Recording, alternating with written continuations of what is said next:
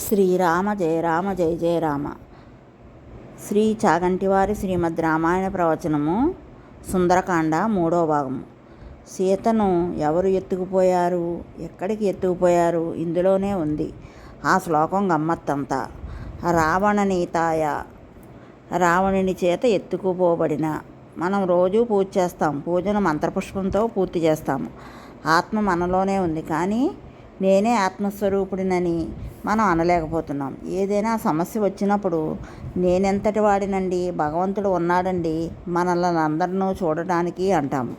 ఎవడు నా కంట్లో కుంకుడు పులుసు పడిపోతే నేను చూడలేకపోతే ఈ కన్ను చూడలేకపోతోందని చూస్తున్నాడో, ఎవడు ఈ శరీరం లోపల డొక్కకి ఒక అరంగుళం లోపల చిన్న నొప్పి వస్తుంటే నొప్పి వస్తోందని తెలుసుకుంటున్నాడో, ఎవడు నా కడుపు ఖాళీ అయితే నాకు ఆకలేస్తోందని తెలుసుకుంటున్నాడో, ఎవడు నా శరీరం నీరసపడిపోతే నీరసపడిందని తెలుసుకుంటున్నాడో, ఎవడు నీకు నిద్ర వస్తోందని చెబుతున్నాడో, ఎవడు నువ్వు నిద్రపోయి లేచావని నీకు చెబుతున్నాడో వాడు నువ్వు.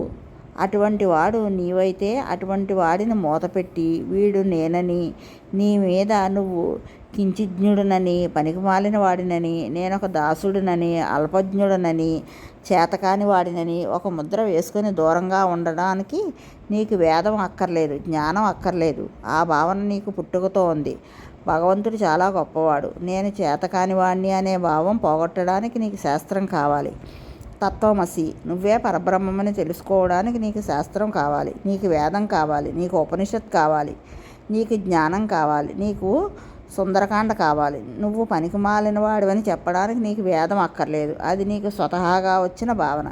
ఈ భావన పోగొట్టుకుని లోపలికి వెళ్ళగలగడానికి జ్ఞానము చేత అహం బ్రహ్మస్మి అనే స్థాయికి ఎదగడానికి శాస్త్రం కావాలి, దానికి గురువు కావాలి, దానికి విశ్వాసం కావాలి. అందుకనే ఈ ఏష రావణుని చేత అపహరించబడి ఆత్మ ఇక్కడే ఉంటే కాదు, నేను జీవుడనని ఇక్కడే ఉండిపోయిన నిన్ను కాదు బ్రహ్మమువే అని చెప్పడానికి లోపలికి వెళ్ళి ఉన్నది ఆత్మవస్తువే.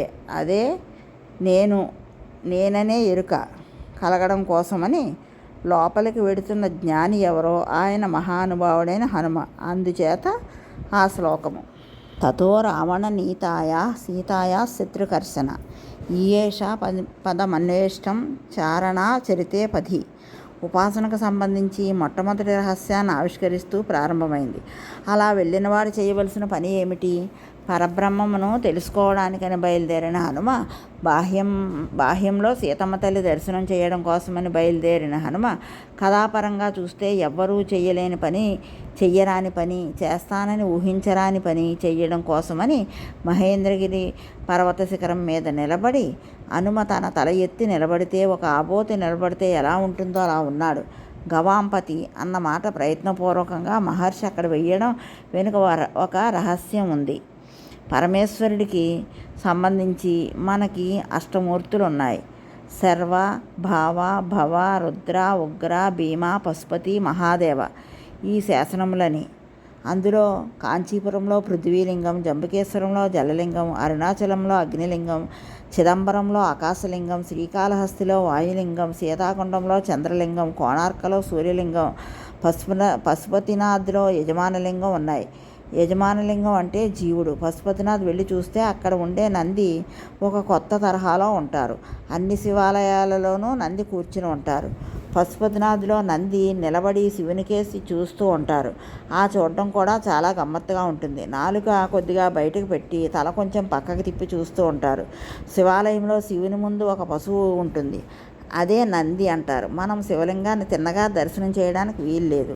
వృషస్య వృషణం స్పృష్ట్వా శృంగమధ్యే శివాలయం దృష్ట్వా క్షణం నరో యాతి కైలాసే శివసన్నిధం. కుడి చేతితో అక్కడి ఎద్దు వృషణములను ఒకసారి పట్టుకొని వదిలేయాలి. ఎడమ చేతి బొటనవరేలు చూపుడు వేలు దాని కొమ్ముల మీద వేసి వాటి మధ్యలోంచి హరహర మహాదేవ శంభో శంకర అంటూ శివలింగం వైపు చూడాలి. అది కైలాసంలో శివదర్శనంతో సమానం. శివుణ్ణి నంది శృంగముల మధ్య నుండి మాత్రమే చూడాలి. ఇందులోని రహస్యాన్ని మనం అర్థం చేసుకోవాలి. పశువు దృష్టి ఎంతసేపు చుట్టుపక్కల ఉండే అరటిపళ్ళ మీద, పూల సజ్జల మీదనే ఉంటుంది. కానీ శివలింగం ముందు కూర్చున్న పశువు మాత్రము ఎన్నడూ ప్రపంచం వంక చూడదు. ప్రపంచానికి పృష్ఠభాగం పెడుతుంది, చూపును శివలింగం మీద పెడుతుంది. అలా అలా పెట్టడం వల్ల నంది శివుడవుతాడు. అప్పుడు నందికి శివునకు భేదం ఉండదు. అందుకే మనం నందిని నందీశ్వరుడు అని పిలుస్తాం. అందువల్లనే మనం నందికి శివలింగానికి మధ్యలోంచి వెళ్ళకూడదు. జీవునకు బ్రహ్మమునకు మధ్య భేదం పాటించకూడదు. నీవు సంసార పాశములతో పశువుగా పుట్టావు, కానీ నీ చూపు బ్రహ్మమునందు రమించిపోతూ బ్రహ్మమునందు నిలబడిపోతే నందికి శివునకు తేడా లేనట్లు నువ్వు కూడా బ్రహ్మమే అవుతావు. ఇవాళ హనుమ దృష్టి అంతా ఆత్మస్వరూపమైన సీతమ్మ మీద ఉంది. ఆయన యోగపుంగవుడై ఉన్నాడు. మహర్షి ఇక్కడ ధీర అని ఒక మాట ఉపయోగించారు. ధీర అంటే ధైర్యవంతుడు అనేది బాహ్యంలో అర్థం, కానీ ధీర అనే మాట బ్రహ్మజ్ఞానికి వర్తిస్తుంది. బ్రహ్మజ్ఞానిని ధీరుడు అని పిలుస్తారు. మనం అందరం ఇంద్రియ సుఖముల కోసమని వెంపర్లాడిపోతూ ఉంటాం, కానీ ఇంద్రియ సుఖములకు వసుడు కాకుండా ఆత్మవస్తువు నందు మాత్రమే దృష్టి పెట్టుకున్న వానికి బాహ్యంలో భోగవస్తువుల గురించి ప్రయత్నం ఉండదు. అందుకే హనుమ అక్కడ పచ్చగడ్డి మీద తిరుగుతున్నాడు. ఆ పచ్చగడ్డి వైడూర్యములలా మెరుస్తోంది. అటువంటి పచ్చటి గడ్డి మీద హనుమ స్వేచ్ఛగా అటు ఇటు తిరుగుతున్నాడు. అనగా భోగములను గడ్డి పరకగా తీసివేసినట్లుగా తీసివేయగలిగిన వాడు ఎవడు ఉంటాడో అటువంటి వాడు బ్రహ్మజ్ఞాని. బ్రహ్మజ్ఞాని అని అనిపించుకోవడం అంత తేలికేమీ కాదు. బ్రహ్మజ్ఞాని అవ్వాలంటే బ్రహ్మమును తన అనుభూతి యందు దర్శనం చేసి ఉండాలి. బ్రహ్మజ్ఞాని అంటే నిత్య తృప్తితో ఉండే వ్యక్తి. అటువంటి స్థితిని పొందిన వాడికి భోగముల మీద ఆశ ఉండదు. హనుమ గడ్డి మీద అటు ఇటు తిరుగుతూ ఒక చోట నిలబడ్డాడు. ఆయన ఇప్పుడు దక్షిణ దిక్కుకు బయలుదేరాలి. అమ్మవారు లంకాపట్టణంలో ఉంది. లంకాపట్నం అంటే ఈ శరీరమే. ఇందులోనే ఉంటుంది ఆత్మ, బయట ఎక్కడా ఉండదు. కానీ ప్రయాణం చేసేటప్పుడు ఉపాసనలో బాహ్యంలో ఒక రహస్యం ఉంది. ముందు మనం తూర్పుగా తిరిగి నమస్కారం చేస్తాం. దక్షిణ దిక్కుకు తిరిగి కూర్చుని నమస్కారం చెయ్యము. ఎందుకంటే దక్షిణానికి అధిదేవత యమధర్మరాజు గారు. దక్షిణ వైపు పెడుతూ ఉత్తర దిక్కుకు ఎక్కడికి తిరుగుతావో అది పుణ్యం. గంగకి కాశీలో ఎందుకు అంత గొప్పతనం వచ్చిందంటే దక్షిణ వైపు ప్రవహిస్తున్న గంగ కాశీలో ఉత్తరం వైపు తిరిగింది. అందుకే దక్షిణామూర్తి దక్షిణం చూస్తే ఉపాసకుడు ఉత్తరాన్ని చూస్తూ నమస్కారం చేస్తాడు. మనం ఎన్ని కోట్ల జన్మలు దక్షిణాభిముఖంగా వెళ్ళిపోయాము. ఎన్నాళ్ళకు ఉత్తరాభిముఖంగా తిరిగిన గంగ నీ జన్మను సూచిస్తుంది. అందుకనే మనం అక్కడి గంగను కాశీ గంగ అంటాం. ఎక్కడైనా గంగ గంగే, కానీ కాశీ వద్ద ఉన్న గంగ ప్రత్యేకత వేరు. అందుకనే కాశీగంగను చెంబుతో తెచ్చుకుని పూజ చేస్తాము. హనుమ దక్షిణ దిక్కుకు ప్రయాణం చేసే ముందు తూర్పు దిక్కుకు తిరిగి నమస్కారం చేశాడు. ఉపాసనలో ఎటు తిరిగి కూర్చుని ఎటు తిరిగి నమస్కారం చెయ్యాలో కూడా మహర్షి చూపించారు. హనుమ బయలుదేరుతూ మొట్టమొదట సూర్యభగవానుడికి నమస్కారం చేశాడు. సూర్యుడు ఆయనకి గురువు.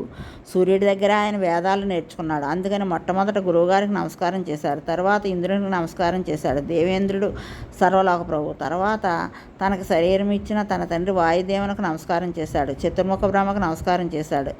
దేవయోనులలో జన్మించిన సమస్త భూతములకు నమస్కారం చేసి ప్రయాణమునకు సన్నద్ధులవుతున్నాడు.